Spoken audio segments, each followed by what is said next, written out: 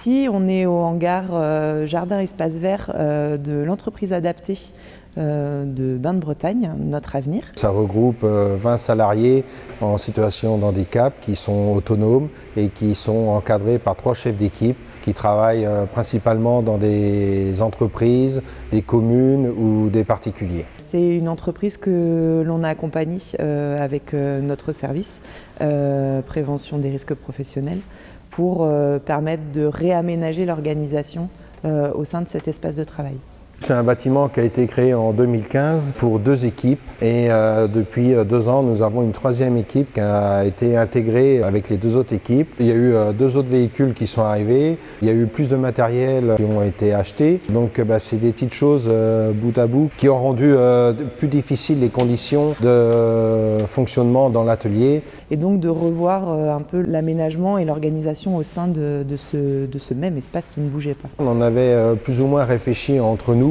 Mais on s'est rendu compte qu'il était important d'avoir aussi de l'aide pour avancer. On n'avait pas forcément le matériel adéquat aussi pour y réfléchir. On n'avait pas la possibilité de faire des photos en 3D, faire des maquettes après à l'échelle, ça prend du temps. Il y a des choses qu'on sait qu'on doit modifier, mais est-ce qu'on a toujours bon dans les modifications qu'on doit apporter? Régis s'est rapproché de nous pour pouvoir avoir des conseils sur l'aménagement de l'espace. Au sein de notre service, on sait que c'est en passant par un accompagnement sur du moyen terme et parfois renforcé avec un cabinet d'ergonomie. Entre la prise de décision de travailler avec la MSA et le cabinet d'ergonomie et la finition des travaux, cela a pris un peu plus d'1 an. Donc on a pu en discuter longuement avec les 3 chefs d'équipe et les salariés et d'échanger, discuter et de prouver que les nouveaux changements qu'on allait faire dans l'atelier d'Espace Vert allaient améliorer les conditions de travail des salariés.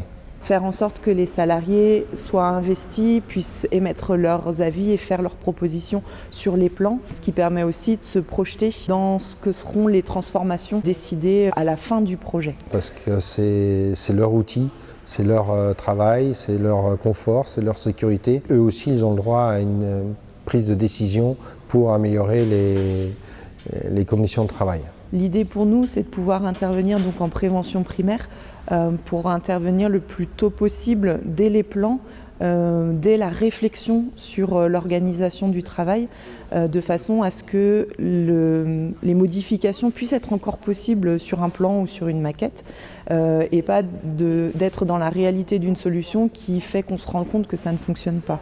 Ou pas très bien. Et donc une fois que les plans ont été décidés avec toute la partie simulation, c'est beaucoup plus simple après de pouvoir les mettre en œuvre et de pouvoir faire les transformations dans le bâtiment. Et donc ça aide également énormément l'appropriation de ce lieu-là et de ces transformations par les salariés et par les décideurs. Et ça se retrouve quotidiennement lors de chargement des camions ou lorsque les équipes arrivent et qui préparent pour aller sur le chantier. On voit la différence, tout le matériel est rangé. C'est des petites choses qui font que ça améliore le quotidien des salariés et ils apprécient, quoi. Puis améliorer la sécurité aussi pour tout le monde.